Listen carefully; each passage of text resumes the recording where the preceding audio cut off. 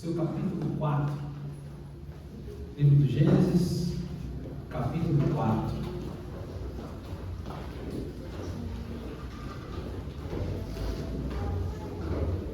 Gênesis, capítulo 4, versículo 1, a partir do 1. Gênesis 4 e 1. Se você encontrou, você pode dizer um amém? Amém. Leiamos. E Adão conheceu a Eva, sua mulher, e ela concebeu e teve Caim, e disse: concebi um homem do Senhor. 2. E ela também teve Abel, irmão dele. E Abel era o guardador de ovelhas, mas Caim cultivava da terra. E no passar do tempo aconteceu que Caim trouxe do fruto da terra uma oferta ao Senhor. E Abel também trouxe das primícias da gordura do seu rebanho. E o Senhor teve consideração por Abel e por sua oferta, mas por Caim e por sua oferta não teve consideração. Caim ficou muito irado, e o seu semblante descaiu. E o Senhor disse a Caim: por que estás irado? Por que o teu semblante está caído? Se tu fazes bem, não serias aceito? E se não fazes bem, o pecado jaz à sua porta, e para ti será o teu desejo, e tu deves governar sobre ele. Caim falou com Abel, seu irmão, e aconteceu que quando eles estavam no campo, Caim se levantou contra Abel, seu irmão, e o assassinou. Pode tomar seu assento. Antes de começar o texto, nós temos um visitante hoje. A Raimundo está nos visitando. Vocês querem aplaudir a Deus pela vida da nossa irmã que está nos visitando hoje? Muito obrigado. Sempre bom recebermos visitantes. Meus irmãos, eu terminei no outro domingo falando sobre amor. Eu mostrei até na tela para vocês a nossa visão de 3 pontos: amor, comunhão e edificação.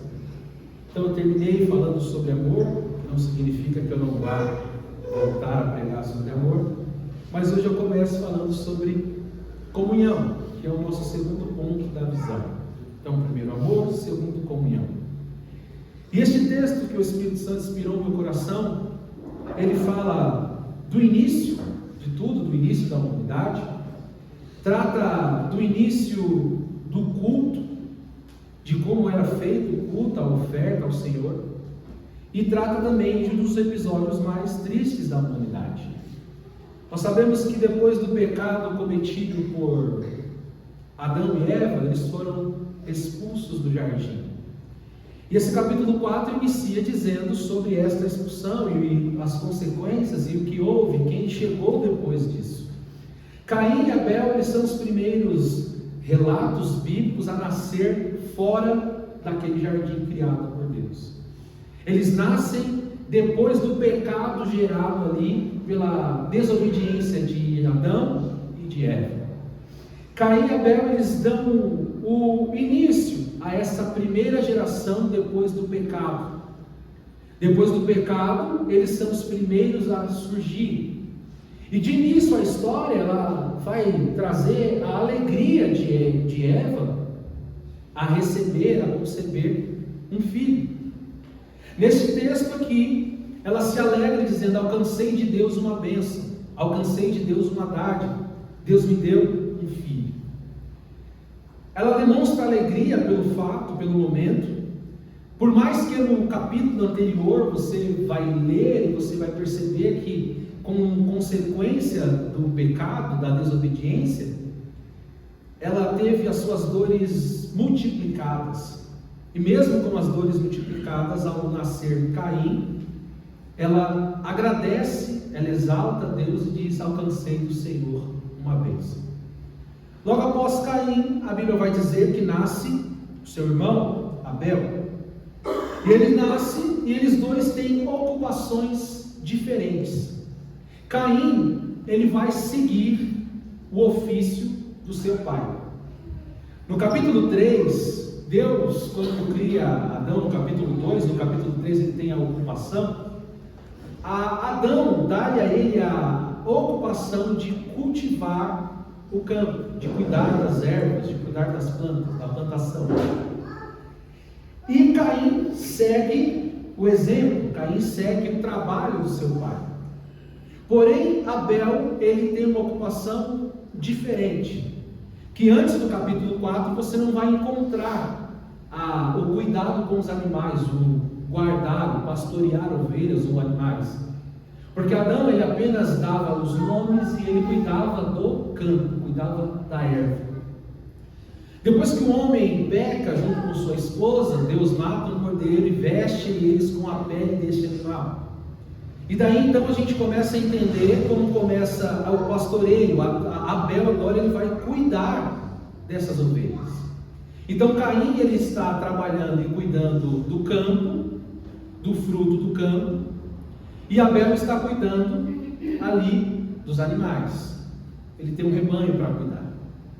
E ao cabo de dias, verso 3, no passar do tempo, em algumas traduções está, e ao cabo de dias, se quiser acompanhar, sempre bom na sua Bíblia, capítulo 4, versículo 3. E ao passar do tempo aconteceu que Caim trouxe do fruto da terra uma oferta ao Senhor. Caim, por ser mais velho, ele já oferecia algumas coisas antes. Ele já oferecia do fruto da terra antes. Caim, ele tem o hábito de cultuar, ele tem o hábito de oferecer ao Senhor do trabalho das suas mãos, do trabalho que ele vem exercendo. Então ele pega e dos frutos ali que ele tinha, ele leva uma oferta ao Senhor. Ele vai fazer um culto a Deus, ele vai oferecer um culto. Então ele pega do que ele tem e ele vai oferecer um culto. E até então nós encontramos erros, nós encontramos problemas. É apenas Caim oferecendo um culto. Posterior a ele oferecer uma oferta ao Senhor, Abel também traz. Só que Abel ele vai trazer das primícias das suas ovelhas, da primícia da sua gordura. Ou seja, Caim levou uma oferta, mas Abel levou das primícias. Não há a mesma frase para definir a oferta de Caim. Não diz que Caim levou das primícias do seu trabalho, diz que ele ofereceu uma oferta ao Senhor. Mas Abel ele ofereceu do primeiro, o primeiro que tinha, do melhor que tinha. Antes de tirar para ele, ele já levou para Deus. Antes de tirar o que ele tinha para ele ou para alguma coisa, ele levou para Deus. O que dá o entendimento de que Caim não levou o que era primeiro. Porque se no versículo posterior diz que Abel ofereceu das primícias, se Caim assim também tivesse feito, estaria escrito que Caim levou das primícias do seu fruto. Mas diz que ele levou. E Abel, ao ver o seu irmão levar esse culto, apresentar esse culto a Deus, ele vai e oferece das primícias. E aqui começa a aparecer as primeiras diferenças. O Senhor atentou para o sacrifício de Abel, na sua tradução deve estar. Na minha tradução ela vai dizer que o Senhor teve consideração, e ele atentou para Abel e depois para a sua oferta. Quando se trata de oferta, de culto a Deus, a ordem com que Deus atenta é diferente da qual muitas das vezes nós atentamos. Porque Deus olhou primeiro para Abel e depois para a sua oferta. O primeiro olhar foi para quem estava ofertando e não o que ele estava ofertando. Só que na lógica humana vale muito mais o que você faz do que o que você é. Atentamos mais rapidamente ao que as pessoas têm ou demonstram do que quem elas realmente são. Mas quando se trata de oferta ao Senhor e culto ao Senhor, ele atenta primeiro para quem está ofertando e depois ele atenta para a oferta. Então, o que é o mais importante aqui no prestar um culto ao Senhor é quem você é e depois o que você oferece, e depois o que você oferta. Essa ordem não pode ser invertida, porque senão nós começamos a cometer alguns erros. Se eu começar a olhar para você apenas pelo que você pode oferecer e não por quem você é, eu acabo desconsiderando algumas coisas importantes, como o seu caráter, como a sua vida, como é o seu andar, como que você faz no seu dia a dia, como você é conhecido. O mais importante não é o que as pessoas trazem, não é o que elas oferecem, mas quem elas realmente são. A maior preocupação é como está a sua vida, como você tem se portado no dia a dia. Qual é o efeito que a palavra que sai desse altar tem causado em você? Qual é a evolução na sua vida mediante aos ensinos bíblicos que saem deste púlpito? Como que você tem se tornado? Ou você tem se tornado melhor ou você tem se tornado pior? Você tem praticado a palavra que você ouve? Ou você simplesmente é um ouvinte, é um espectador e depois você esquece porque domingo tem outro culto? Então, antes de você trazer algo e ofertar algo, o que é mais importante é quem você é. Deus atenta primeiro para quem está trazendo o sacrifício, para quem está trazendo um culto, uma oferta, para quem está vindo primeiro, depois ele vê o que você está trazendo. E Caim ofereceu primeiro a oferta, mas no texto bíblico você vai ver que vai inverter a ordem de que foi recebida essa oferta. Caim veio primeiro e ofereceu ali do seu trabalho. Abel também foi posterior a ele, mas o Senhor atentou primeiro para Abel e não para Caim. Ou seja, a ordem com que nós, seres humanos, colocamos as coisas ou priorizamos as pessoas é diferente da ordem que Deus prioriza as pessoas. Talvez nós podemos ser falhos no nosso priorizar. Nós podemos priorizar pessoas que mais nos beneficiam. Nós podemos priorizar pessoas das quais nós olhamos e vê um benefício maior nelas do que em outras. Alguém pode observar em outro um ganho financeiro, um lucro, ou até uma influência maior, e dar uma ordem a isso, que não necessariamente é a ordem que Deus dá às pessoas. Na maioria das vezes, nós colocamos pessoas à frente que Deus não colocaria. Nós damos influência, poder a pessoas que Deus não está colocando na mesma ordem que nós. Porque nós atentamos sempre pelo que ela tem do que quem ela é. Mas Deus vai diretamente a quem a pessoa é, para depois ver o que ela tem. Você pode argumentar comigo e dizer, mas pastor, é impossível saber quem as pessoas são. A gente não tem como ver o coração. A gente não tem como saber os pensamentos, a gente não tem como fazer isso. Mas a primeira coisa que você precisa fazer é não se atentar ao que a pessoa tem, mas dar tempo para você entender quem a pessoa é. Nesse tempo que a gente vive, das relações são tão rápidas, alguém conhece as pessoas e é muito rápido esse trabalhar, é difícil realmente você dar tempo para descobrir quem são as pessoas.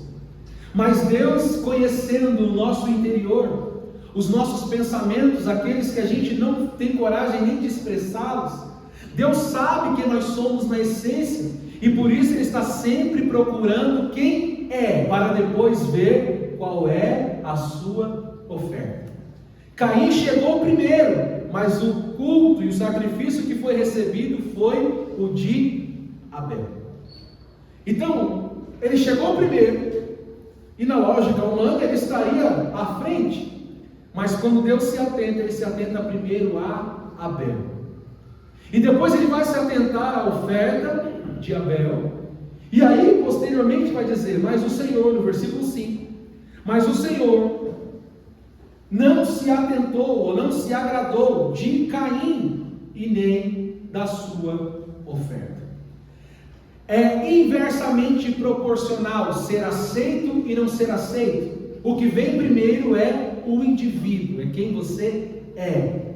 Não há rejeição em Caim, primeiro pelo que ele está trazendo, mas a rejeição em Caim é por quem ele é. O que está acontecendo com Caim? O que foi que Deus viu em Caim ao ponto de dizer: não quero a sua oferta, não aceito você e também não aceito a sua oferta? A gente pode pensar em inúmeras coisas, mas ao texto nós sabemos que isso aqui é um primeiro ato após a queda, o pecado contaminado. Tanto Caim quanto Abel estão no mesmo cenário depois do pecado, do pós-pecado. Mas alguma coisa diferenciou Caim e de Abel. E não eram coisas visíveis, porque a oferta chegaria depois. Não era algo visível, porque a rejeição foi por quem eles eram. Na hora de ofertar, Deus olhou para Caim, Deus olhou para Abel e encontrou neles diferenças gritantes e exorbitantes, ao ponto de Deus rejeitar um e aceitar o outro. E a gente, quando lê textos como esse, em que duas pessoas são colocadas em posições antagônicas, a gente, claro, que vai sempre nos considerar, vai sempre olhar para nós como o lado bom, o lado que foi aceito. Mas quem faz esse julgamento não sou eu, é o próprio Deus. Porque eu vou estar apenas na esfera humana, do que eu vejo, do que você me demonstra ser. Mas Deus sabe exatamente quem você é. Tratando-se deste culto esta noite, eu apenas vejo você aqui. Mas Deus sabe o porquê que você veio aqui esta noite. Eu posso ver você, até pensar que você está com uma disposição, uma predisposição, mas só Deus sabe realmente como cada um de nós chegamos aqui esta noite. Ele sabe quem veio com o coração disponível à entrega total e quem não veio. Ele sabe, sendo fiel ao texto, quem está aqui como Caim, quem está como Abel, quem está sincero, íntegro, inteiro, para entregar tudo que tem, e aquele que veio ofertar alguma coisa que sobrou do seu dia.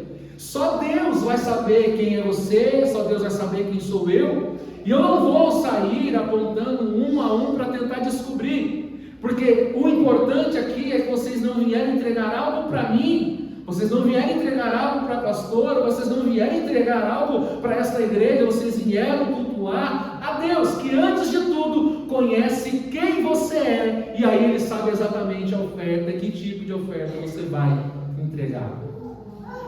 Caim e Abel oferta, Deus rejeita Caim a sua oferta, Deus aceita Abel e a sua oferta. E aqui no verso 6, no verso 5, Caim, por causa da sua oferta, não teve consideração. Caim ficou muito irado. A consequência de Caim ter entendido que Deus não aceitou a sua oferta foi deixá-lo irado. Na sua tradução bíblica vai dizer que o seu semblante descaiu, ou descaiu-lhe o semblante. A palavra para descaiu é a mesma usada para descrever derreteu. Cair e derreteu é a mesma palavra, só que no nosso português ficou descaiu. Por que essa palavra traz esse entendimento? Nos tempos antigos existia as pessoas que entalhavam bustos, em pedras, e eles eram um trabalho extremamente minucioso. Se ele errasse qualquer ponto, ele perdia a peça inteira e teria que começar de novo. Em alguns desses casos, ao talhar um lado errado, ele maquiava aquilo colocando cera, passava cera, e aí deixava, quando ele pintava, ficava perfeito. Os mais conhecedores dessa arte, quando iam comprar, colocavam essa peça exposta ao sol, porque o sol batia na peça, o calor derretia-se e ele via a imperfeição.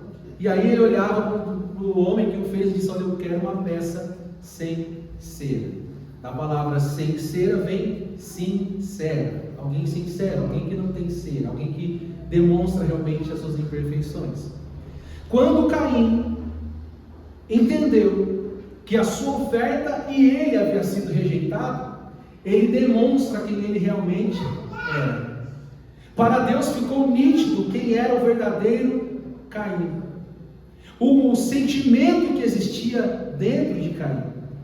Ou seja, só Deus, Ele é capaz de tirar de nós quem nós realmente somos. Nós podemos passar meses enganando as pessoas. Nós podemos passar meses demonstrando ser quem nós não somos. Nós podemos passar anos mentindo para as pessoas, mostrando para elas uma imagem da qual nós sabemos que não é a real. Mas diante de Deus não existe alguém que consiga levar essa máscara por muito tempo. Diante de Deus não existe alguém que consiga dizer para Deus, enganar a Deus, dizendo que ele não é aquilo que ele realmente é. O semblante de Caim descai no mesmo momento que ele descobre que a sua oferta não foi aceita, que ele não foi aceito, o seu semblante derreteu. Imediatamente, quando ele demonstra quem ele é, no verso 6, o Senhor já vai ter uma palavra com Caim. Quando ele demonstra quem ele é, quando ele demonstra a sua verdadeira face, o que ele tem realmente no coração, o Senhor de imediato fala com ele. E o Senhor disse a Caim: por que estás irado? Caim, qual é o motivo de você estar irado desta maneira? O que aconteceu, Caim, para você demonstrar essa sua verdadeira face? Por que você está irado? Qual é o motivo da sua ira? E por que o seu semblante descaiu? De imediato, quando ele demonstra quem é, Deus já vem falar com ele e perguntar para ele qual é o motivo. Porque nós, irmãos, nós temos algo, ser humano, brasileiro, de procrastinar algumas conversas difíceis que precisam acontecer. Nós deixamos para frente. A gente tem um assunto a tratar e a gente tem algo a tratar com alguém, a gente fica pensando nas melhores palavras, no melhor momento, empurrando para frente, procrastinando e não vai direto ao ponto. Mas Deus não tem este problema de ficar tentando maquiar alguma coisa para falar para nós algo que Ele já sabe. Assim que o semblante descaiu, Deus falou: Caim, o que está acontecendo com você? Talvez nós não tenhamos a mesma capacidade, talvez nós não fomos criados para tratar esses assuntos de imediato. Assuntos difíceis precisam ser tratados, ainda mais de relacionamento com pessoas, entre pessoas. Quando nós descobrimos que alguma coisa está errada, isso precisa ser resolvido. Deus nos ensina que não pode deixar para depois coisas que precisam ser resolvidas no momento. O rosto de Caim descai e Deus já logo diz: Caim, o que está acontecendo com você? Por que você está irado? Por que o seu semblante descaiu? O que está acontecendo com você, Caim? E aí Deus vai continuar falando para Caim o seguinte, no verso 7: se tu fazes bem, você não seria aceito. Ou seja, Deus não evita conversas difíceis, Deus não evita correções, mas Ele, ao mesmo ponto que aponta a correção, aponta o problema, Ele aponta também o que deve ser feito. Deus nunca vai nos apontar um problema, uma falha em nosso caráter, Ele vai deixar a gente com essa falha para se virar sozinho. Ele disse para Caim: Caim, você está com o rosto descaído, seu semblante está mudado.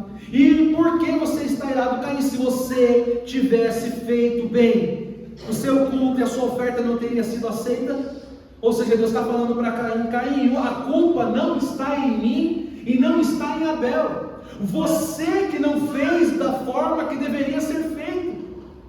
Você está irado, Caim, achando que a culpa é do outro, mas você está irado com a sua própria culpa. Você está irado com você mesmo, com o que você fez.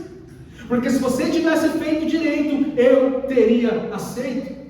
Se você tivesse prestado o culto com a mesma, com o mesmo cuidado, com a mesma entrega que o seu irmão Abel, os dois teriam sido aceitos. Você está irado por quê?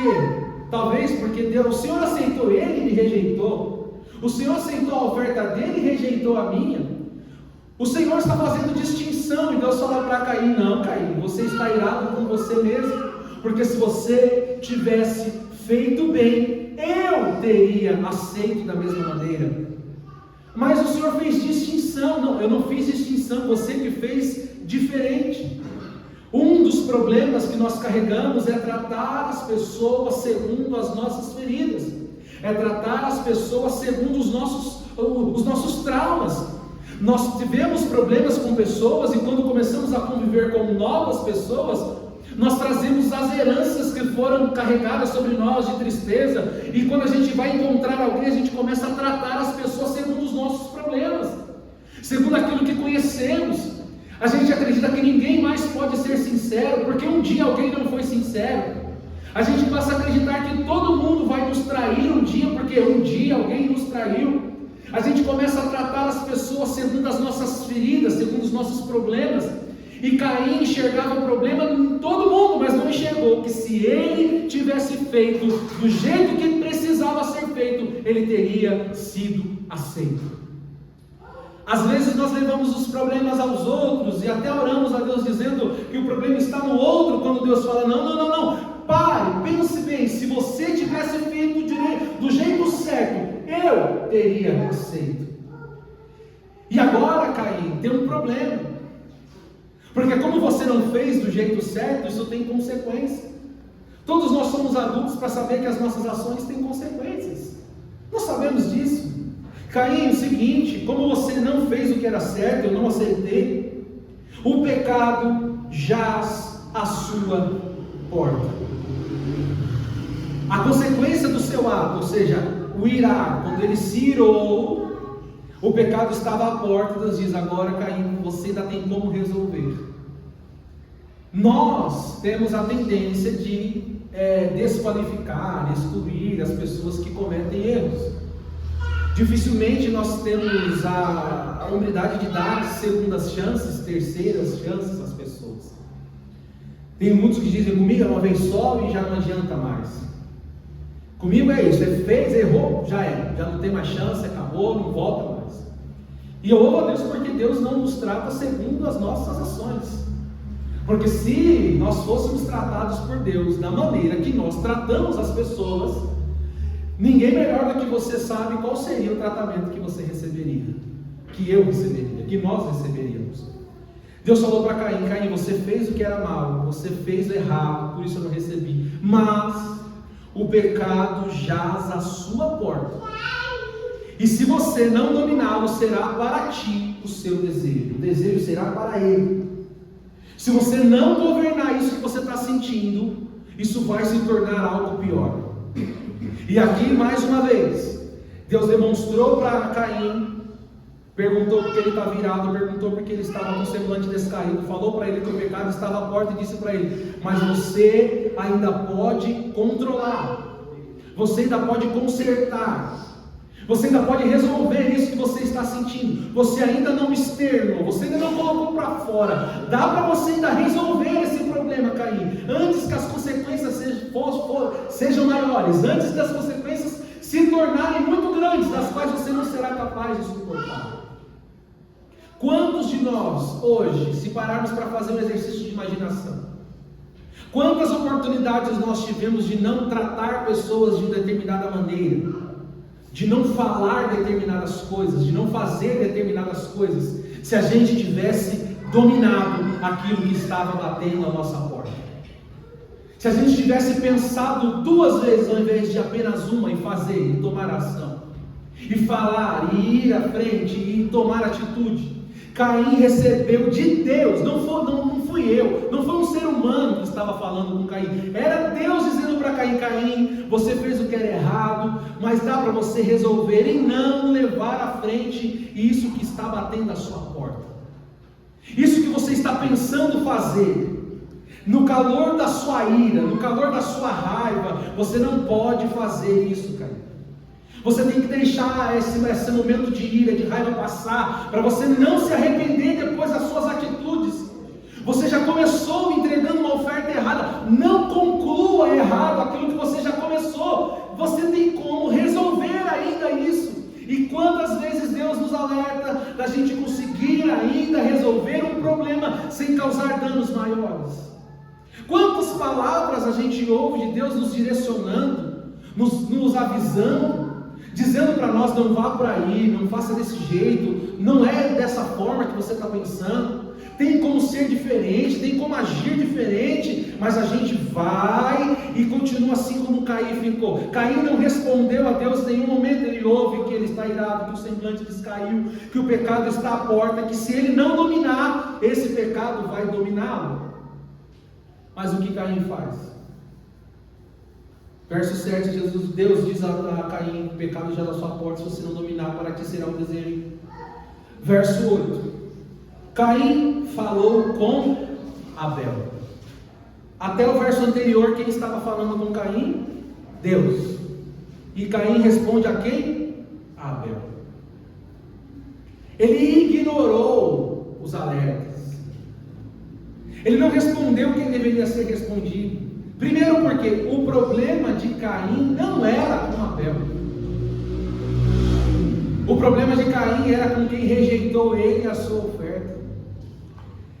E um problema que está prestes a acontecer, que você conhece, claro, o que vai acontecer no decorrer aqui da leitura, é gravíssimo, é um problema grave, mas estranhamente começa depois de um ambiente de culto.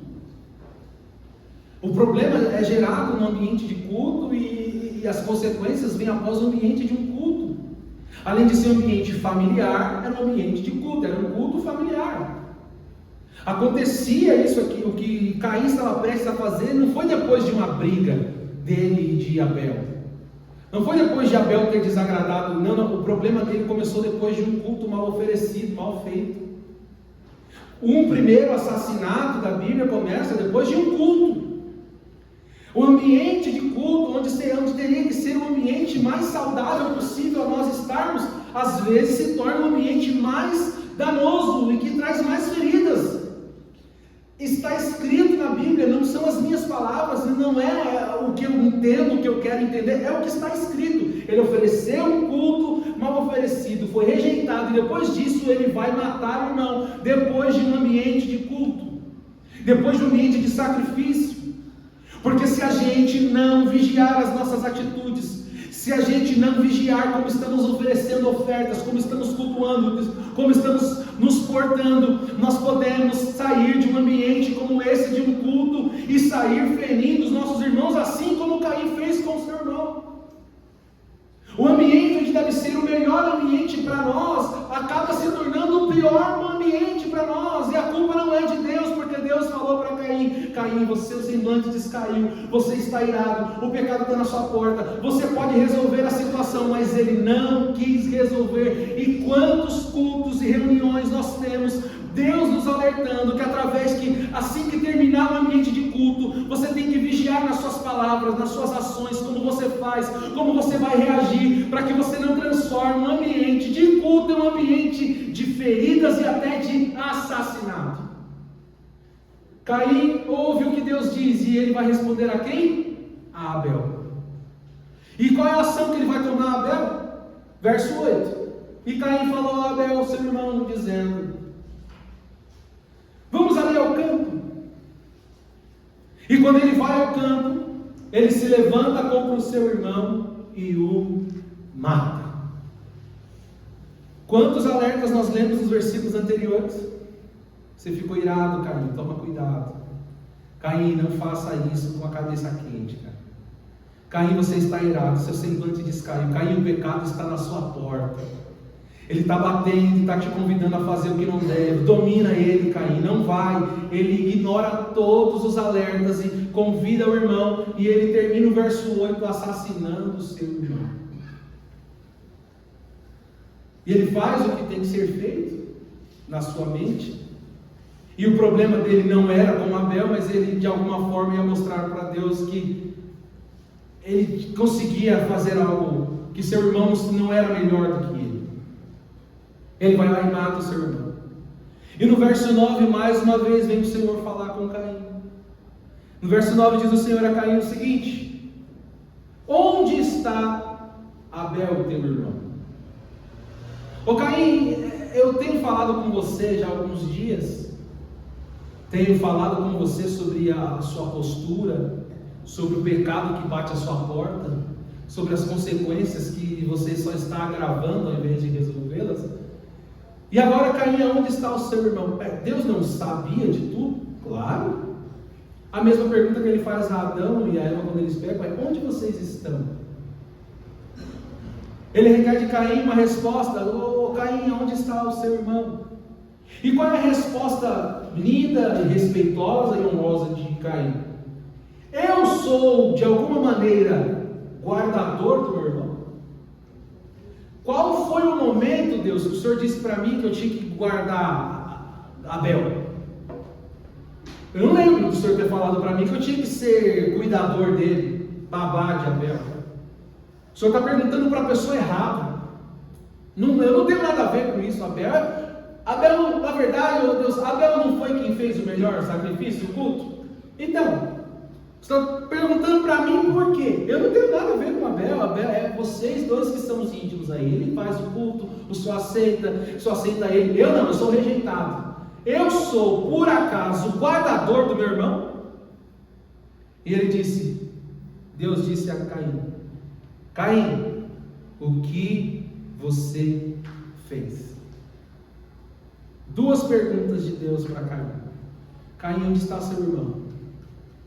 E Caim, o que você fez? São perguntas que despertam, deveria despertar em Caim alguma reação diferente, porque ele ignorou todos os avisos, não dominou o pecado dominou ele, e aí ele vai até falar: eu não sou guardador do meu irmão. Aí Deus fala: Caim, o que você fez? Porque a voz do sangue do teu irmão está clamando a mim desde a terra. Ou seja, Caim, você não sabe que eu conheço tudo? E que um sangue justo foi derramado, e o sangue de um justo derramado, ele clama, ele grita da terra? Ô Caim, você parece que você não está entendendo com quem você está falando. Eu te alertei muito tempo antes, você fez o que não podia. Eu ainda venho conversar com você mais uma vez, perguntando para que eu te dei tempo para você falar a verdade. Você está tentando empurrar para frente, procrastinar. Ô Caim, eu não procrastino conversas difíceis. Eu não levo adiante aquilo que vai trazer consequências muito mais graves a você. A intenção de Deus em nos alertar, a intenção de Deus em nos avisar, não é para nos matar, acabar com a gente de vez, é dizer para a gente que ainda dá para resolver, antes de você chegar nessas consequências terríveis. Ô Caim, eu venho te avisando há dias, há tempos, mas você fez tudo que não devia, você matou. Onde está o seu irmão? O sangue dele clama da terra. E agora tu és amaldiçoado desde a terra também, que abriu a boca para receber o sangue de teu irmão. No verso 12, quando tu cultivares a terra, ela não te dará mais a sua força. Você será fugitivo e errante na terra. E aí Caim responde pela primeira vez, desde o verso 6. E ele diz: Senhor, o meu castigo é maior do que eu posso suportar. Senhor, eu não consigo suportar, o Senhor está me castigando mais do que eu aguento. Caim, você não é possível que você sofra de uma amnésia tão grave desse jeito, que desde o momento que o seu semblante descaiu, eu venho te alertando, e agora você vai dizer que o castigo que eu estou colocando é maior do que você pode carregar? Se o Senhor me expulsar desse dia da face da terra, eu estarei escondido, serei fugitivo durante a terra, e acontecerá que qualquer um que me encontrar também me matará. A minha sentença já está dada. Caim deu a sua sentença dizendo: eu matei e vou ser morto. Eu rejeitei os avisos, rejeitei os alertas, fiz o que não devia, e aí eu venho procrastinando, o castigo é muito forte, mas aí, Senhor, e agora? Quem me vê vai me matar, porque é isso que eu mereço, eu vou morrer. Aí vem o Senhor e diz para Caim o seguinte: não, ninguém vai te matar, eu vou colocar em você uma marca, e ninguém vai poder matar você, ninguém vai poder fazer com você o que você fez com o seu irmão. E aí alguém lê o texto e diz: ué, por que Deus não, o próprio Deus não matou Caim? Ou não permitiu que Abel fosse vingado? Por quê? Por quê? Por quê? Porque, mais uma vez, se Deus fosse nos tratar como a gente trata algumas pessoas, nós não estaríamos muitas vezes nem vivos. Algumas pessoas dizem que a graça vai aparecer muito mais à frente, mas se você ler a Bíblia, você vai encontrar o amor de Deus presente em todos os casos. No início da Bíblia, após um assassinato, ele espera ser morto da mesma maneira que foi. E Deus diz a ele: eu vou colocar uma marca em você e ninguém vai poder te matar. Por muitos motivos eu louvo a Deus, mas um dos maiores que eu louvo a Deus é porque Ele sempre está buscando em nós nos regenerar, tirar de nós o nosso melhor, mesmo que por seguidas vezes a gente é avisado e não obedece, a gente é alertado e não se arruma, a gente não se endireita, a gente segue a vida errando, e Deus está sempre nos convidando, dizendo: se você ainda está vivo, ainda dá para você resolver este problema. Você precisa entender, Caim, que você não teve comunhão com o seu irmão. Você fez no ambiente de culto, um ambiente de assassinato, Caim. Mas ainda estou deixando você vivo até o último dia. Você ainda vai conseguir encontrar uma regeneração, vai resolver esse problema. Se eu falasse para você fazer um exercício de memória do início do ano para cá, poucos meses, quantas vezes você fez algo que você merecia receber um castigo e esse castigo não chegou até você? Existem duas leis, dois nomes que regem as Escrituras, e muitas vezes é a graça e a misericórdia. A misericórdia é você não receber aquilo que merece, e graça é você ganhar aquilo que não merece. Então as misericórdias do Senhor é não te dar aquilo que você merece, e a graça é te dar o que você não merece. As misericórdias e a graça do Senhor está sobre nós. A grande prova é que nós estamos aqui ainda hoje.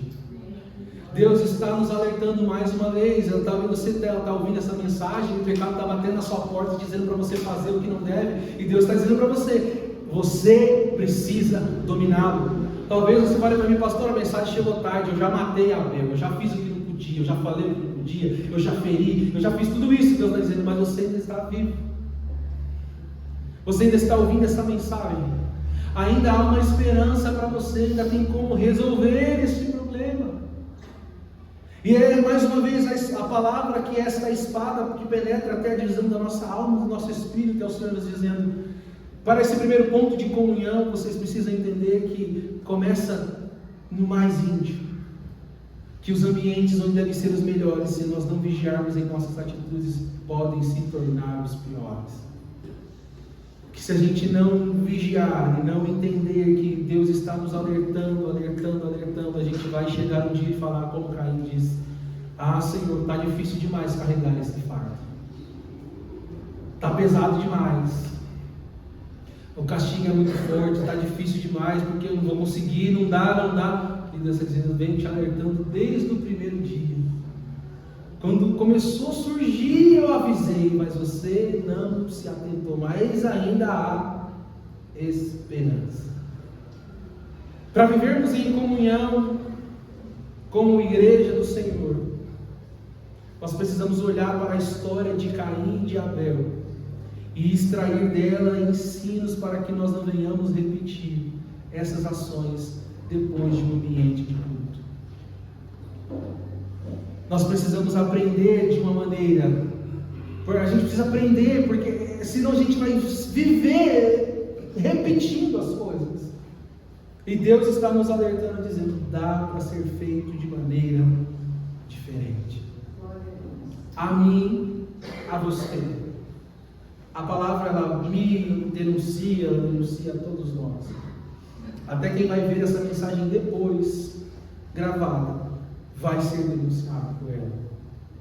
Eu faço minhas palavras de um dos versículos da Bíblia que diz que: se um dia ouvires a voz do Senhor teu Deus, não endureças o seu coração. Que a gente viu Caim, ouviu e não deu ouvidos. Feche seus olhos, eu quero orar com você.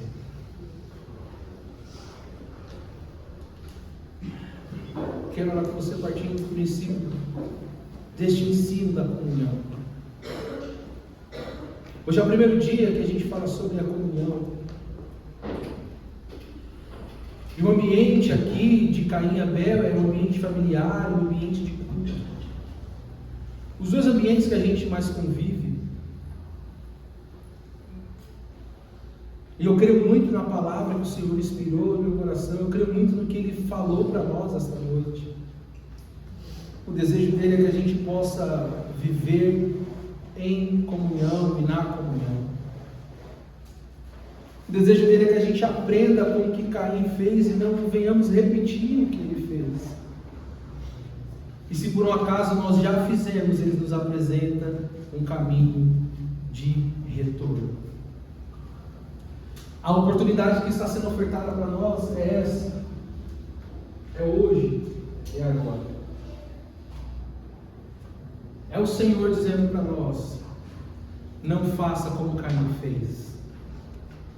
Não transforme um ambiente de culto, um ambiente de oferta, em um ambiente pesado, de feridas, de assassinatos, de maus tratos.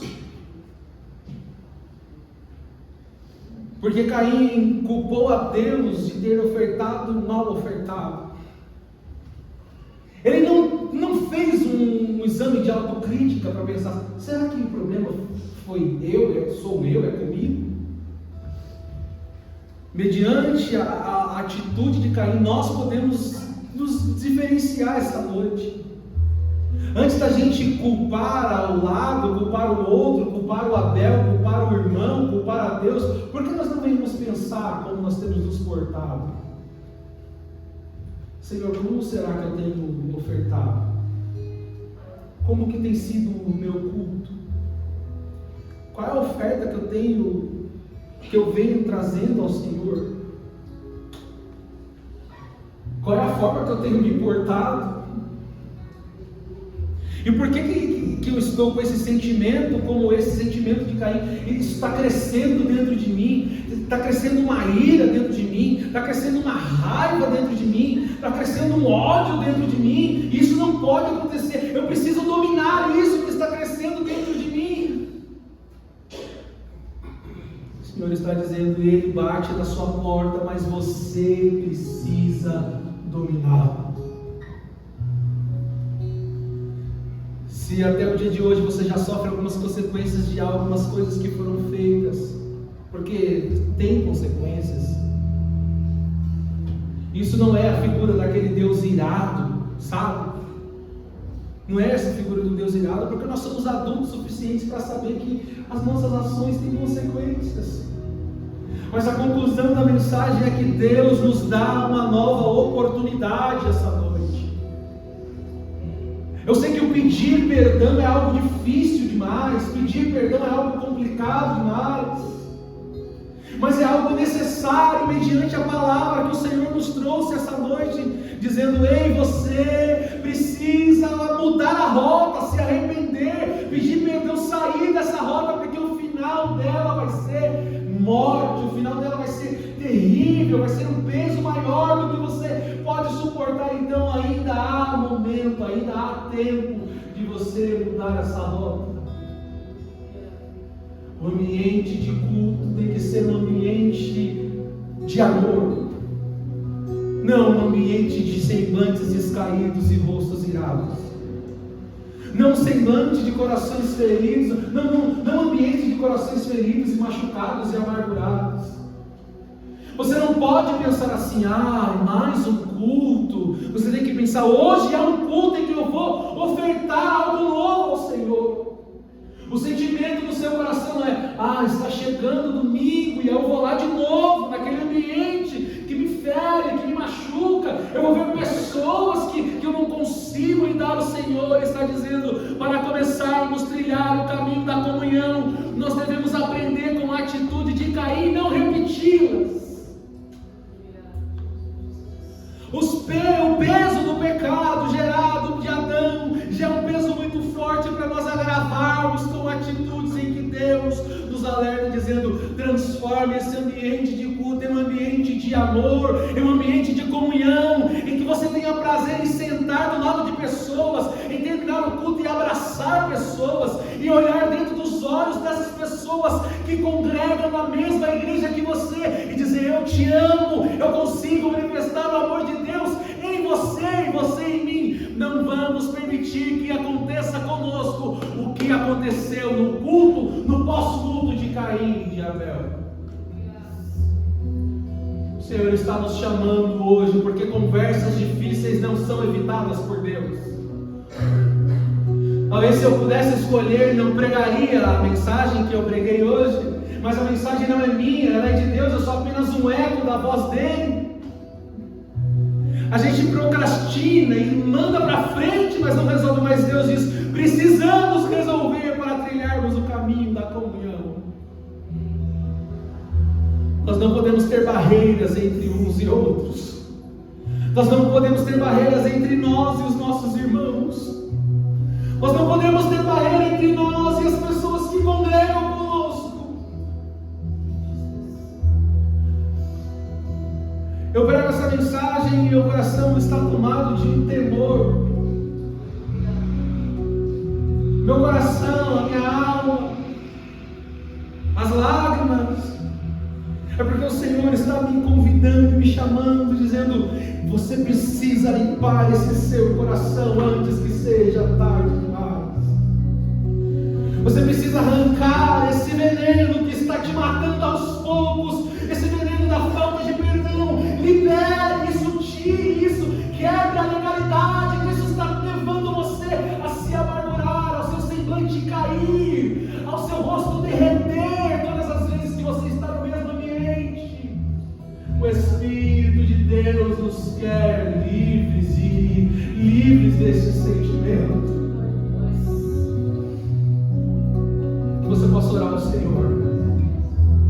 Se você quiser se ajoelhar, ficar de pé, continuar sentado, você tem liberdade. Mas se você não perca essa oportunidade, não faça igual Caim fez e não responder a Deus mediante a palavra. Todos nós temos algo a melhorar. Todos nós temos algo a melhorar. Todos nós, eu preciso melhorar como cristão, eu preciso melhorar como filho de Deus. Todos nós precisamos melhorar. Nós vamos para você orar ao Senhor. Seja sincero na sua oração.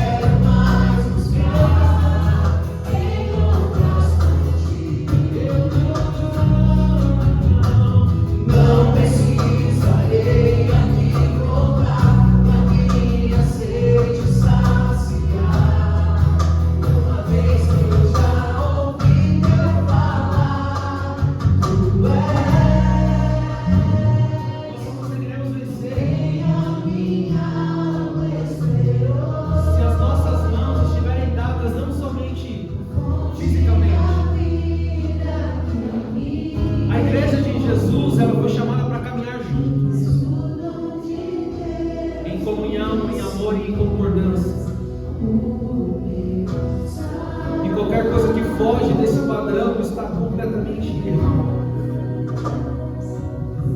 As nossas mãos estão dadas visivelmente para que os nossos corações possam estar ligados, assim como as nossas mãos estão. Eu preguei 6 pregações sobre o amor, e eu sei que a palavra de Deus ela não volta vazia, ela cumpre o que ela veio cumprir.